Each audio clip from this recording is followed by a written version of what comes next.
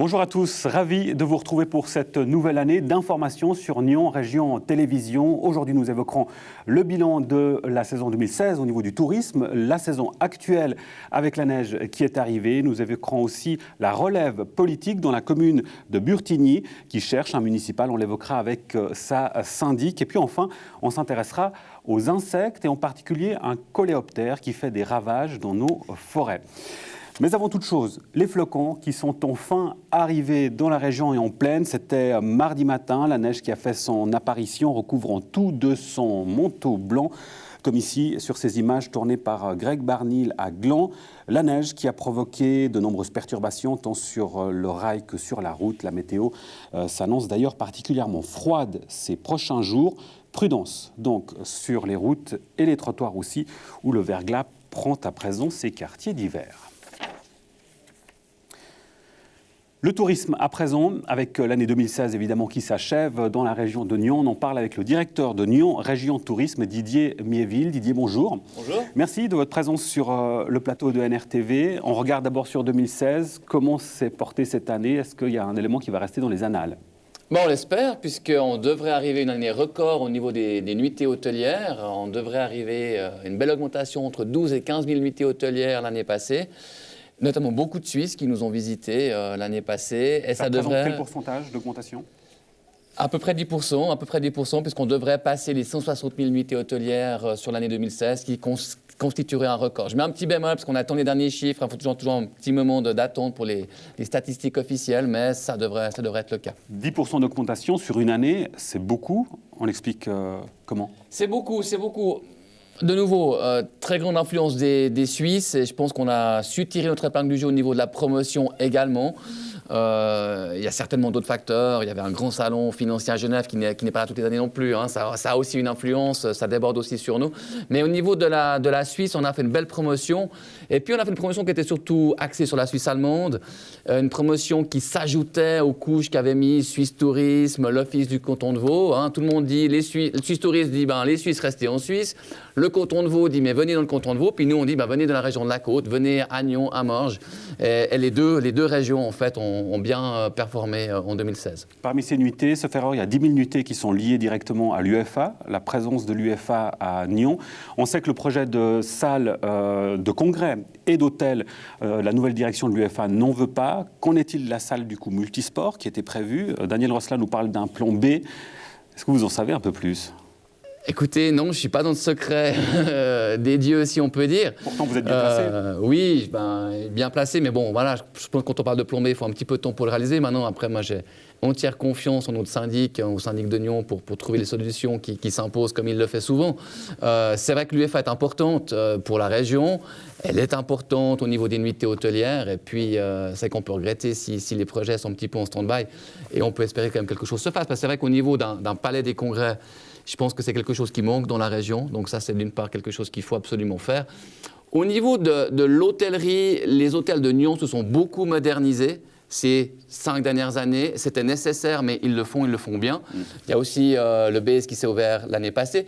Le Youth Hostel sur une autre catégorie, mais une autre catégorie importante, qui va être inaugurée fin janvier, dès le 23 janvier. Donc au niveau d'hôtellerie, je pense qu'on est pas mal.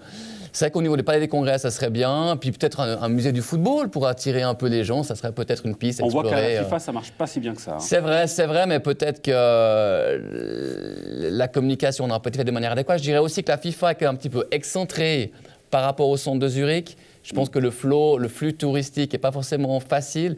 Là, c'est clair que si c'est à Nyon, ça sera au cœur de Nyon. C'est proche de la gare, un grand axe entre Lausanne et Genève. Je pense qu'il y aura une belle carte à jouer, bien sûr. Voilà, ce sont des idées. C'est après aux porteurs de projets de les réaliser. Un mot encore sur l'UFA. On connaissait les liens privilégiés avec Michel Platini. C'est du passé, il y a une nouvelle direction. Est-ce qu'il faut craindre la politique régionale de l'UFA, de la nouvelle direction? Je pense que c'est trop tôt pour le dire. Moi, je prends un petit parallèle. À un moment donné, il y a 5-10 ans, on craignait que les fédérations internationales dans leur ensemble allaient quitter le canton de Vaud, allaient quitter Lausanne. Lausanne a depuis créé la Maison du Sport. J'ai travaillé à la Maison du Sport.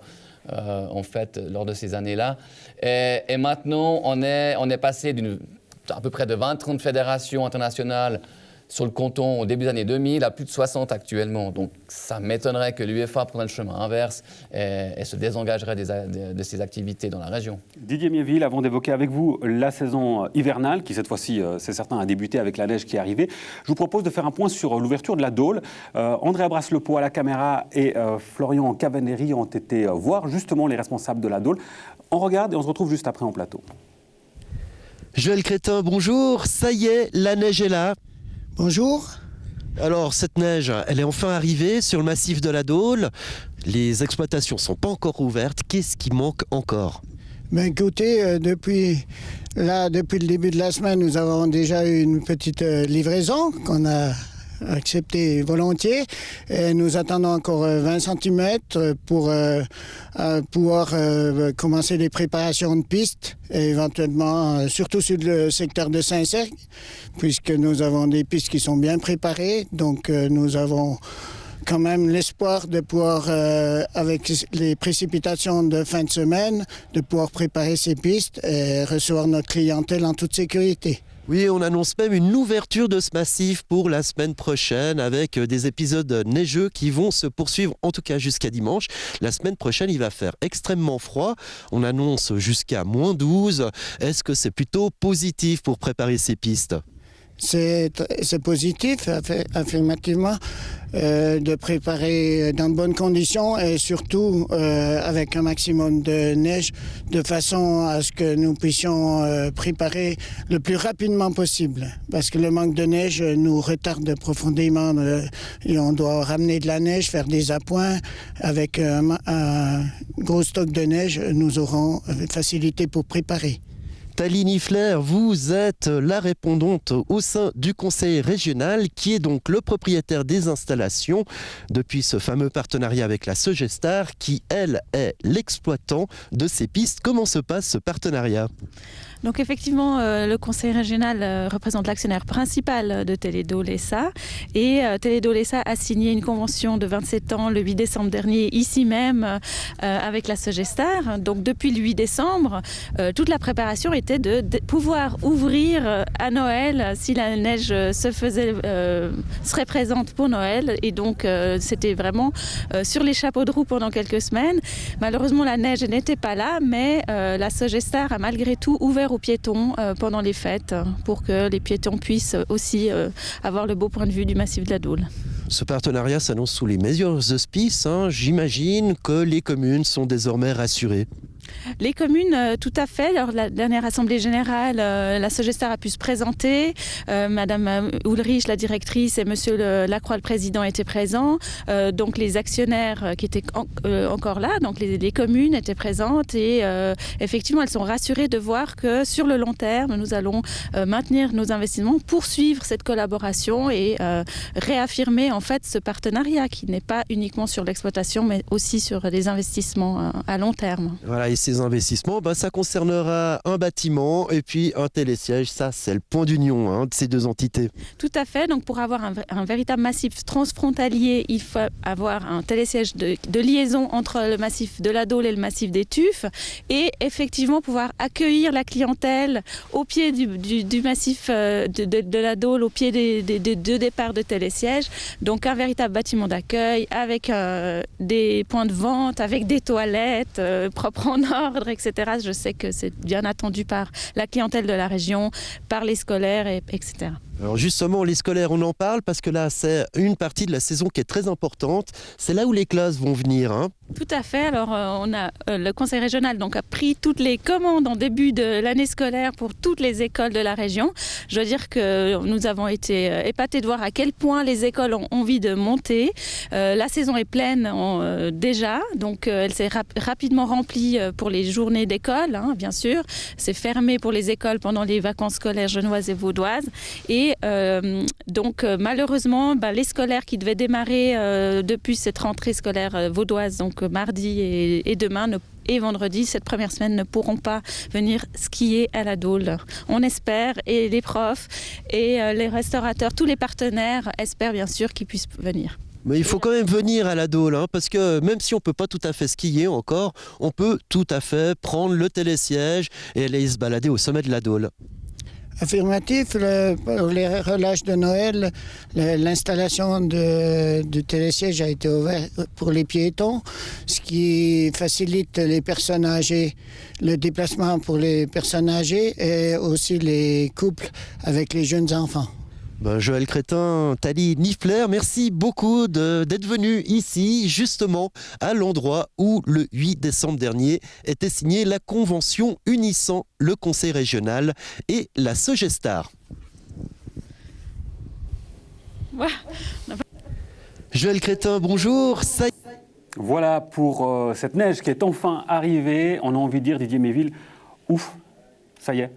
Oui, bien sûr, toute station de montagne se porte mieux quand il y a de la neige, on est content qu'elle arrive, il faudrait encore quelques flocons de plus, hein, et je sais, j'étais encore au téléphone ce matin, tant avec la Dôle que Saint-Sergue, ils scrutent le ciel, ils aimeraient bien encore quelques flocons pour vraiment préparer ces pistes, mais en tout cas ils sont sur le pied de guerre, dès que les flocons seront là, ils vont travailler d'arrache-pied pour les ouvrir le plus rapidement possible. Alors on parle de la Dôle, mais on va rappeler qu'il y a aussi Bazeruche, il y a Saint-Sergue, il y a Saint-Georges, où il y a des possibilités justement de profiter de la neige. Tout à fait, tout à fait. D'ailleurs, on sort un nouveau visuel qui sera affiché dans la gare de Nyon dès la semaine prochaine. Et puis, c'est ça le message, en fait. C'est toute la région où on peut faire des choses et c'est surtout la neige, mais aussi le soleil. On peut très bien monter en montagne, même si on ne peut pas skier. Il y a plein de choses à faire. Et quand on est ici, je pense que des points de soleil là-bas en haut, c'est toujours une bonne chose. Très bien, Didier Miéville. Un grand merci. Vous êtes plutôt ski ou pot de phoque? Moi, je suis plutôt ski. Un traditionnel. Un si on peut dire. Merci beaucoup Didier Méville. Bonne année. Merci à vous. Et bonne journée. Qui pour succéder à Christophe Auberson au conseil municipal? Le dépôt des listes était fixé mardi à midi dans la commune de Burtigny, mais voilà, personne ne s'est présenté. La commune recherche donc un conseiller municipal. On en parle avec la syndic de Burtigny, Valérie Jean-Renaud. Bonjour. Bonjour. Merci d'être présente sur notre plateau. Ce n'est pas une première, c'était déjà arrivé lors de la dernière législature. Que vous vous retrouviez à 4 au lieu de 5. Voilà, la dernière législature, on a plutôt fonctionné à 4 qu'à 5. Donc ça peut marcher? Et puis oui, ça peut marcher, mais on doit être un nombre impair. C'est soit 3, soit 5. Pour des questions évidemment de vote au sein du Conseil. Exactement. Alors concrètement, là, dans les faits, donc c'est Christophe Auberson, qui se retire faute de temps. Il n'a d'ailleurs pas pu venir aujourd'hui pour cette même raison. Si on prend votre cas particulier, combien de temps, en tant que syndic, vous prenez par semaine pour votre travail à la municipalité? Pour moi, c'est en 30 à 50%. Le 50% arrivons vers le mois de novembre à cause du budget. Et puis, pour les comptes, à partir du mois d'avril, mai. Alors, dans la commune de Burtigny, ce n'est pas un cas particulier, on le voit dans plusieurs communes du canton, surtout les petites communes. Il y a une question évidemment de temps, une question peut-être aussi de financement. On dit que ce n'est pas bien payé. Est-ce que j'ose vous demander combien vous êtes payé pour ce 40 à 50%? Alors, la syndic est payée 20 000 par année, et puis un municipal 18 000 par année. En général, vous avez, ça fonctionne comme ça, vous avez des fixes. Il y a 2 000 francs de différence entre les syndics et les municipaux, puis ensuite vous fonctionnez par vacation. C'est-à-dire, on a 30 francs de l'heure pour les séances auxquelles on assiste, et puis pour certains travaux bien définis. Donc naturellement, si on a à côté une activité, si on a une famille par exemple à gérer, il faut trouver ce temps, cette énergie, il faut avoir le feu sacré. Oui, je crois qu'il faut avoir le feu sacré. Je crois qu'il faut s'intéresser vraiment au sujet d'une commune, au clair, au usé, transport, mobilité, conseil régional, finances, etc. Là, vous dites pas de mots compliqués, peut-être que ça peut faire peur. Qu'est-ce que vous y trouvez finalement? Pourquoi vous êtes lancé dans cet investissement? Les sujets sont vastes, les sujets sont intéressants, ils sont multiples, ils sont divers. Et puis c'est intéressant de se pencher sur les collectivités publiques et puis de mettre ses compétences au service de la collectivité publique. Est-ce que la notion du service public, justement, et de l'investissement pour le bien commun, est-ce que vous avez le sentiment que ça se perd auprès de la population? Alors, que ça se perd, je dirais non, parce que les gens qui viennent au conseil général sont en général très, très investis, posent des questions, ils aiment le débat. Par contre, le problème, c'est le temps et la rémunération. Alors, parmi les municipaux et les syndics, on trouve souvent des gens indépendants. parce qu'on peut gérer notre temps comme on veut. On trouve des seniors ou alors des mères au foyer qui veulent reprendre une activité parce qu'il y a plus de temps libre. Pour les gens qui sont en fonction, en poste, le problème, c'est que les employeurs donnent 2 semaines de dédite pour assister à des séances, pour gérer les dossiers, ce qui n'est en fait pas assez. Pour cette place laissée vacante par Christophe Auberson, vous avez quand même encore espoir qu'une bonne âme se manifeste? J'ai toujours espoir, je suis toujours positive. Je sais que peut-être il y a quelqu'un qui sortira du bois.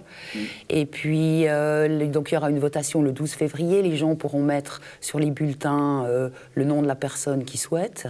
Et peut-être que ces personnes-là seront d'accord de nous rejoindre. Est-ce que cette personne aura droit au moins à une boîte de chocolat ou une bouteille? Il aura droit à une super bonne ambiance de municipalité. Eh bien voilà le magnifique argument. Alors écoutez, si vous voulez passer un bon moment au sein du conseil municipal, on y travaille quand même. C'est ce que vous nous disiez naturellement. Un grand merci Valérie Jean Renaud d'être passée nous voir. Bonne journée. Merci et puis à vous. bonne chance du coup, pour cette recherche. Merci. Les dernières nocturnes de la ville de Nyon ont séduit un large public. Les chalets à Bel-Air et les nouvelles animations pour les enfants ont fait le plein. On fait justement le point, cette fois-ci, avec Florian Cavalleri et Andrea Braslopo, avec le responsable de la manifestation. David Pernet, bonjour. Bonjour Florian. Quel est le bilan du commerce nyonnais durant ces fêtes ? Il est très positif, on a vraiment eu de la chance, nos nocturnes se sont très bien passées, on avait cette petite nouveauté qui était le marché en fait, de Noël qui s'est bien déroulé aussi. On a un succès autant sur le point de vue économique que sur le point de vue de la fréquentation, donc on est très satisfait de ces nocturnes. Ce marché de Noël, c'était vraiment la nouveauté cette année. Ça a un petit peu créé une place du village sur la place Bel-Air. Oui, tout à fait. J'aurais pas pensé à ce mot-là, mais c'est une bonne façon de le dire. C'est clair que l'objectif, c'était d'attirer les gens, que les gens reviennent dans le centre-ville, voir qu'il y a des animations, que ce n'est plus en fait un problème de venir à Nyon. Donc ça, c'était vraiment déjà un des points. Ensuite, les gens ont eu du plaisir, ont pu se sustenter, ont pu boire, ont pu faire leur shopping durant ces 3 nocturnes et durant le marché. Donc pour nous, c'est vraiment c'était une bonne chose de le faire et c'était vraiment un succès. Et ça s'est ressenti sur les chiffres. Vous me dites, il y a une fréquentation en hausse des commerces. Oui, il y a une fréquentation en hausse, il y avait du monde dans les commerces, les commerçants sont satisfaits. C'est sûr que quand on amène du monde en ville, on draine du monde dans les magasins, donc c'est ça qui est important. Et puis là, je pense qu'on a pleinement joué notre rôle d'animation et en fait de fédérateur du commerce pour qu'il y ait plus de monde en ville de Nyon. L'épisode des feux de signalisation est derrière ou vous sentez encore un effet par rapport à cette nouvelle signalisation ? Alors, je pense qu'il y a un effet pour les personnes qui sont de l'extérieur de Nyon, qui ne sont pas revenues, puis qui n'ont pas vu qu'il y a eu un changement. Ça, c'est difficile de le mesurer. Par contre, c'est clair qu'on peut mesurer que le parking Pertan était plein, qu'il y avait du monde en ville, qu'il y avait du monde dans les commerces, et que les commerçants, quand ils nous disent qu'ils sont satisfaits, c'est qu'on a bien bossé, et puis qu'on a peut-être passé par-dessus ce problématique des feux. Alors, l'année passée, il y a eu le forum Uni-Global Union organisé conjointement avec la ville de Nyon et il était dédié au commerce local avec un rapport, le fameux rapport Servajon qui donnait des pistes pour les commerçants locaux. Est-ce que vous avez lu ce rapport ? Est-ce que vous appliquez déjà les solutions proposées ? Alors, on a lu ce rapport, effectivement, on a appliqué les solutions. Il y en a certaines qu'on a vues qui sont pertinentes qu'à notre échelle, on pourra les mettre en place rapidement. C'est clair, comme on vient de parler des nocturnes, de cette activité assez importante de fin d'année, on n'a pas concrètement mis en application. La seule vraie application qu'on prévoit à l'heure actuelle, c'est un vrai soutien de la ville de Nyon par rapport à la campagne d'affichage pour ces nocturnes, pour ce marché de Noël et puis pour l'ouverture des commerces le dimanche, que la ville nous a mis gracieusement à disposition un certain nombre d'emplacements. Et ça a eu un impact je dirais, sur le déroulement de ces manifestations de fin d'année. Et c'était vraiment un geste fort que la commune a fait à l'encontre des commerçants, qu'on nous apprécions. Voilà. Il est un peu trop tôt pour tirer un bilan comptable de ces fêtes. Néanmoins, vous retrouvez des chiffres d'avant ces feux justement de 2014. Alors je pense que c'est difficile de vraiment de se positionner sur cette problématique-là, de savoir si on est revenu aux chiffres. Je pense que la conjoncture est difficile, donc du coup on ne pourrait pas dire qu'on est revenu aux chiffres. Mais on a ramené du monde et puis on a de l'espoir qui est revenu, on a donné de l'espoir aussi aux commerçants et ça c'est super important. David Pernet, merci beaucoup. Mais merci à vous.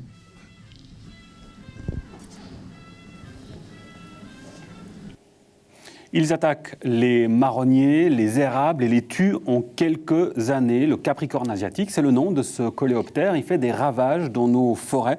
Et une zone de quarantaine a même été instaurée par la Confédération aux Deux Bogies après la découverte de l'insecte à Divonne. Un insecte, Jean Widmer, bonjour. Vous êtes le responsable des forêts à Bogie-Bosset. Un insecte qui fait des ravages dans nos forêts, un peu partout en Suisse. Oui. Alors, c'est un insecte qui est en provenance d'Asie, donc de Chine plus précisément, et il est arrivé, disons, en Europe, en France, par voie maritime, par des palettes qui n'avaient pas bien été contrôlées sur place. Alors on voit, pardonnez-moi je vous arrête, on voit, comme ça on regarde au moins à quoi ça ressemble, ce coléoptère, ce capricorne asiatique. Vous me disiez c'est la même taille que le capricorne indigène. À la différence, grand capricorne, on va dire. Le grand capricorne. Oui. À la différence qu'il y a quelques taches sur la carapace, est-ce qu'il est plus vorace, on l'imagine, que celui de chez nous? Il est plus destructeur, c'est-à-dire que voilà, dans nos contrées, il attaque les feuillus, essentiellement les marronniers, les chênes, les érables. Aussi, tous les autres feuillus sont des proies, disons, intéressantes pour ce coléoptère.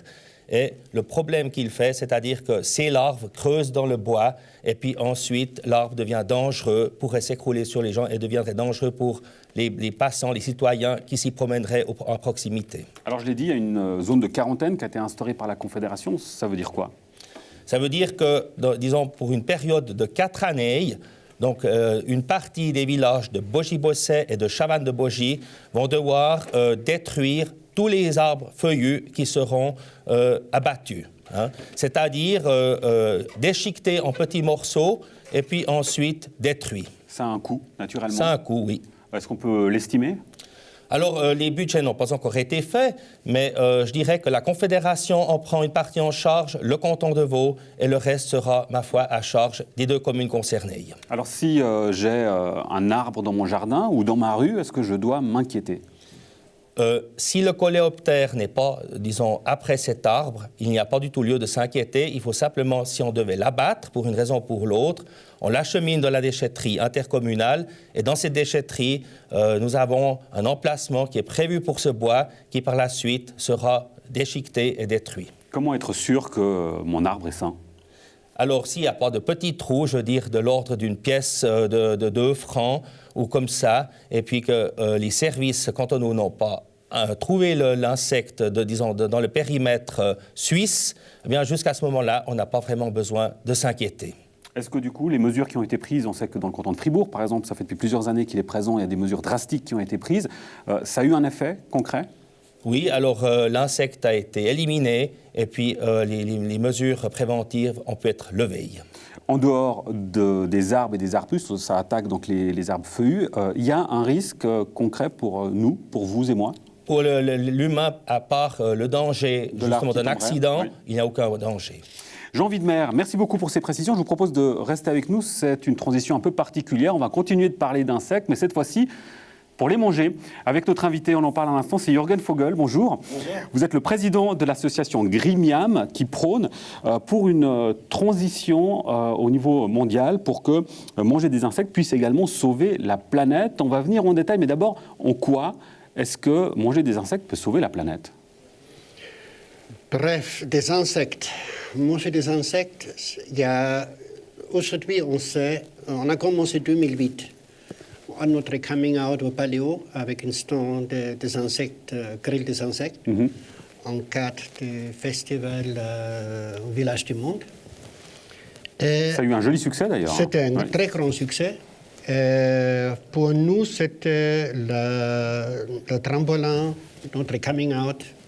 En fin de compte, on a réalisé en 2009 que commercialiser des insectes, c'est interdit en Suisse. Oui, depuis peu, c'est autorisé maintenant. Depuis 16 décembre. Mais que je comprenne bien, pourquoi est-ce que si je mange des insectes, je vais sauver la planète? Aujourd'hui, malheureusement, notre industrie alimentaire est absolument inefficace. C'est-à-dire, si vous prenez, on perd à peu près 50% de nos récoltes. Depuis la récolte jusqu'à nos tables, on perd 50% de nos aliments. Cette autorisation, depuis peu, qui a été faite en Suisse, il est possible de commercialiser ces insectes pour la consommation, mais c'est 3 espèces uniquement. C'est cela. C'est le ver de farine qui est avec nous depuis à peu près 10 000 ans. Un ami. Un ami. C'est des grillons domestiques qui sont autorisés et des criquets pèlerins qui sont autorisés aussi et surtout ils sont autorisés dans toutes les formes. Ça veut dire on peut les transformer en farine, on peut les transformer, par exemple, on peut les utiliser pour des barres énergétiques. Des barres énergétiques, parce que vous me le disiez tout à l'heure, ce qui est très intéressant, c'est surtout pour les grands sportifs, parce que les insectes, il y a énormément de protéines, Voilà. D'où l'intérêt de ce marché, par exemple, pour les sportifs. Et ça veut dire surtout aussi, votre question, pourquoi des insectes? C'est parce que les insectes, ils sont avec nous, les insectes, ils sont là sur cette planète depuis 400 millions d'années à peu près. Alors, je vais vous demander juste de me passer le bocal que vous avez à l'extrême gauche, comme ça je le prends avec moi. Snacks salés. Et puis, vous avez aussi des espèces d'escalopes, comme ça je vous montre aussi que... ça, c'est des escalopes merci. Et hamburgers. Alors, c'est des criquets, vous me dites, hein? Ça, c'est des criquets pèlerins. Donc voilà, des criquets pèlerins qui ressemblent à des criquets. Et puis, vous avez aussi cette version-là, en escalope. Sur ces questions-là, Jean Widmer, est-ce que ça vous inspire quand vous voyez ça? Est-ce que vous seriez prêt à manger des insectes? Mais pourquoi pas? Alors écoutez, chiche, je vous le donne. On commence. On va y aller. Alors, j'en profite pour remercier toute l'équipe de NRTV. Je pense que c'est un bizutage me concernant pour cette première. Monsieur Widmer, comment c'est? C'est bon? C'est un goût salé, un petit peu, je dirais... C'est préparé comme snack salé. Hein. Pas du tout comme une cacahuète, mais je dirais, pourquoi pas? C'est pas désagréable à manger. C'est surprenant. Ah oui, on dirait des chips. Oui, effectivement. Ça. On reconnaîtra quand même, Jürgen Vogel, que c'est plus simple de vendre et de manger un produit transformé que... Pardon, j'ai une patte qui est coincée. que de manger les insectes. Oui, tout à fait. Donc ça, c'est plus compliqué. C'est-à-dire, c'était aussi... nous, on a fait l'association, on a fondé l'association en 2013. Et on a eu, heureusement, un support inconditionnel de la conseillère nationale Isabelle Chevalier, qui a fait tout de suite une interpellation.